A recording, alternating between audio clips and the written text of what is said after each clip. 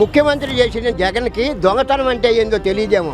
ఒక RTC conductor రూపాయిన్నర కాజేస్తేనే ఉద్యోగం suspend చేస్తున్నారు. అంత పరకామని అన్ని వేల డబ్బులు కాజేసిన తర్వాత వీడు లోక్ అదాలత్లో పెట్టి దాన్ని వీళ్ళందరూ పంచుకొని మరే ఇది వేడి పడింది కాబట్టి మనందరం మళ్ళీ కాజేసిన వాళ్ళందరం తీసుకొచ్చి ఆ డబ్బులను పోగు చేసి లోక్ అదాలత్లో పెట్టి కొట్టేసి ఆ కేసు ఏముంది అని నేను చెబుతున్నాడు. సిగ్గు ఎగ్గు ఏమన్నా పెట్టాడా? అసలు హిందూ మతాన్ని ఎక్కడ చూసినా 28 గుళ్ళని నాశనం చేశాడు. రథాలను కాజేశాడు, ఎండి విగ్రహాలను కాజేశాడు, బంగారు కాజేశాడు. ఈడి బందికానాలో ఉండదల్లా ఆ వెంకటేశ్వర స్వామిని నాశనం చేయాలని ఈడి బాబు అన్న 2 కొండలు అన్నాడు. ఈడన్నా 7 కొండలను ఎట్టగా చేయాలని చూస్తున్నాడు ఈడి కొడుకు. పరకామని దొంగతనం, నేతిలో దొంగతనం, విగ్రహాల్లో దొంగతనం, వచ్చిన బంగారంలో దొంగతనం, డాలర్ల దొంగతనం. ఏంటి ఈ దొంగతనం అనేది?